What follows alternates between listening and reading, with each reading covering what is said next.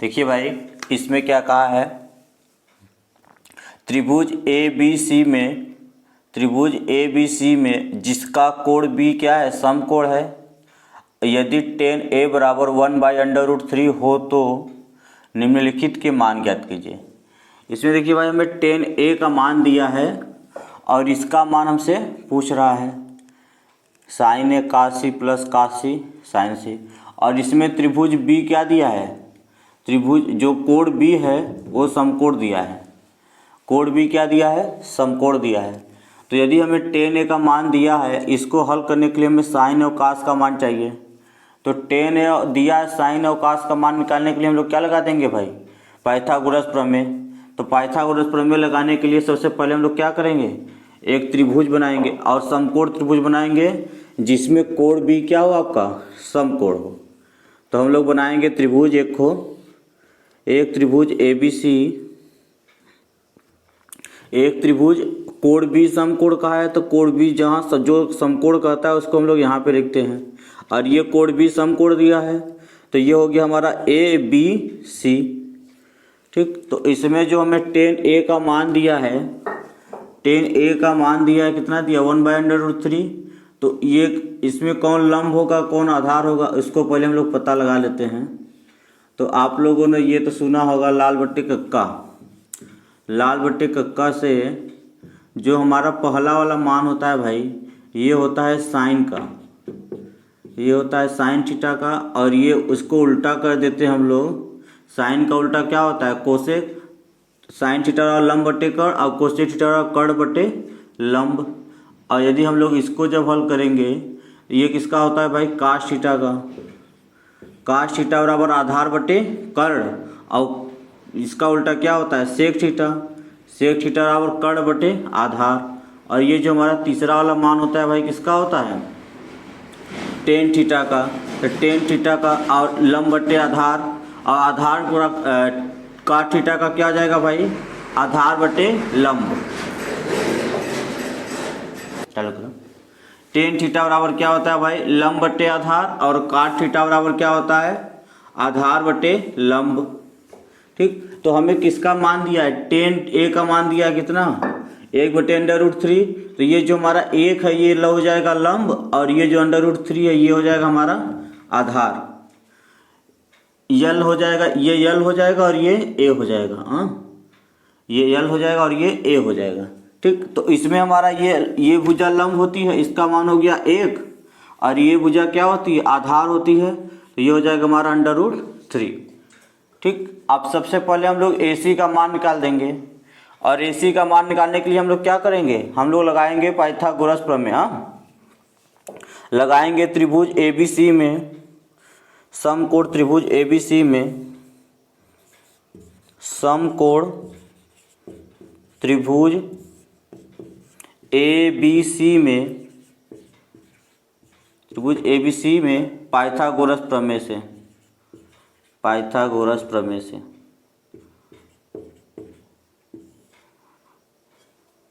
Pythagoras प्रमेय से।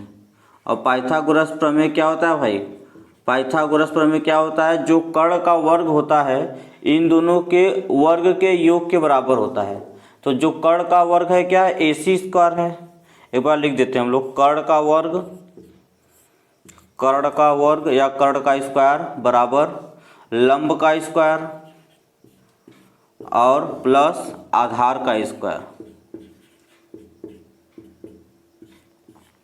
आधार का स्क्वायर। तो इसमें जो हमारा कर्ण दिया है भाई, क्या दिया है, AC² दिया है, और लंब कितना दिया है, लंब ये हमारा है भाई BC², और आधार कितना दिया है, AB², AB²। तो इसमें हमें AC का मान तो निकालना है, तो इसको हम लोग उतार देंगे, और BC का मान कितना दिया है 1, और प्लस AB का मान कितना दिया है √3। ये स्क्वायर है तो स्क्वायर लगा देंगे भाई, ये भी स्क्वायर है तो क्या लगा देंगे, स्क्वायर लगा देंगे। तो AC² बराबर क्या हो जाएगा, 1 का स्क्वायर करेंगे 1, और √3 का स्क्वायर करेंगे। यदि हम लोग किसी का भी स्क्वायर करते हैं तो क्या होता है भाई, स्क्वायर हटता है तो करड़ी हट जाता है। जैसे कि करड़ी 3 में करड़ी 3 का गुणा करेंगे तो ये क्या आ जाएगा, करड़ी तीन गुणा करेंगे तो 3 बचेगा और करड़ी हट जाएगा। या करड़ी में 3 का स्क्वायर करेंगे तो इसका करड़ी स्क्वायर हटता है तो करड़ी हट जाता है। ये देखिए करड़ी का मान होता है 3 के पावर 1/2 और इंटू 2, तो 2 से 2 कट जाएगा, बचेगा कितना, 3 बस बचेगा। यानी करड़ी में 3 का स्क्वायर कितना होगा, 3। अब यदि हम लोग इसको जोड़ दें तो AC बराबर क्या हो जाएगा, AC बराबर क्या हो जाएगा, 4।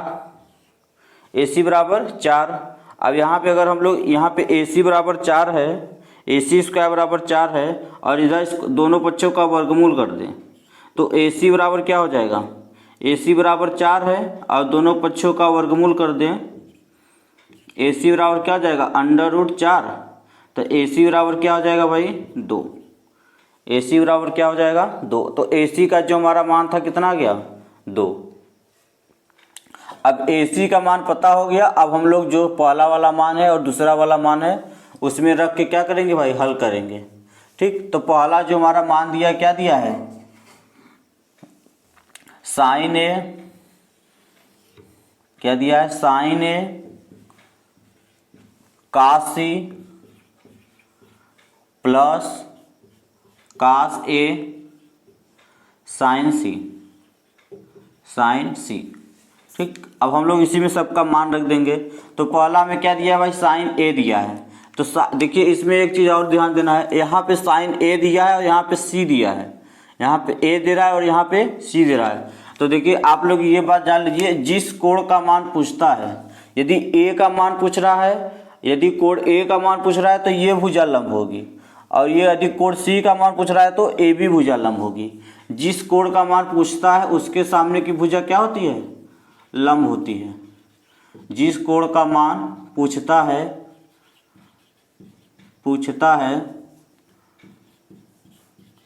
उसके सामने की भुजा लंब होती है, सामने की भुजा लंब होती है।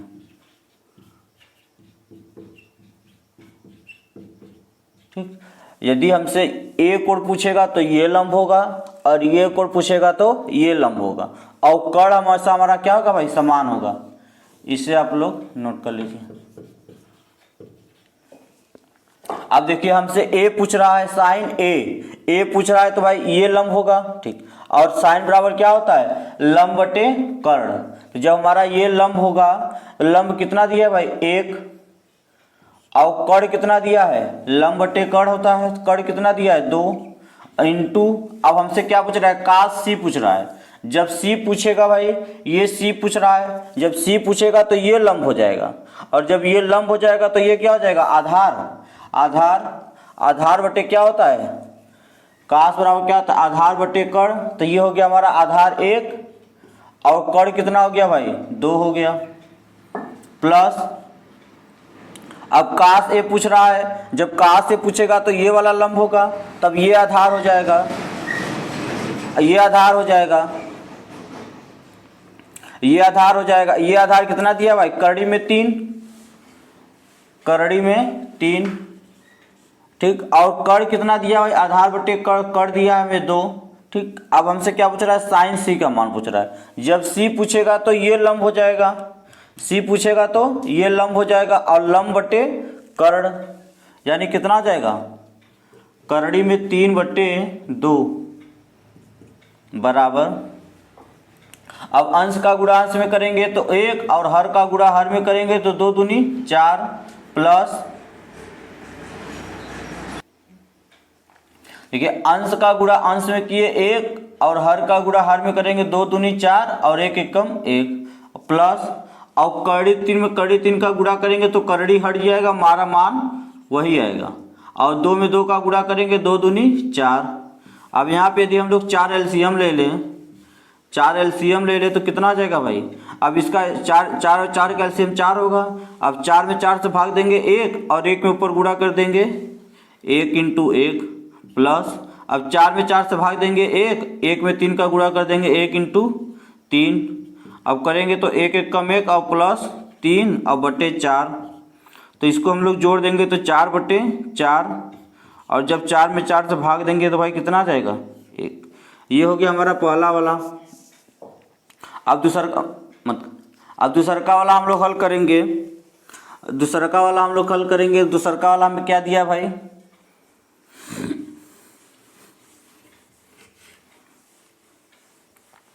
दूसरा वाला हमें क्या दिया है, साइन कास ए कास सी माइनस साइन ए साइन सी। ठीक, तो सबसे पहले हम लोग कास ए का मान रखते हैं। अब देखिए भाई, जब ए पूछेगा तो ये लंब होगा और ये आधार हो जाएगा। तो आधार बटे कर्ण, करड़ी में 3/2। अब सी पूछेगा, जब हमसे सी पूछ रहा है तब ये कर्ण होगा। जब सी पूछेगा तो ये क्या होगा हमारा, ये लंब होगा, तब ये आधार हो जाएगा 1/2 माइनस है तो माइनस। और साइन ए, जब ए पूछेगा तब ये लंब और ये कर्ण, यानी 1/2। अब जब सी पूछेगा तब ये हमारा क्या हो जाएगा, लंब हो जाएगा। सी पूछेगा तो ये लंब हो जाएगा, यानी करड़ी में 3/2, करड़ी में 3/2।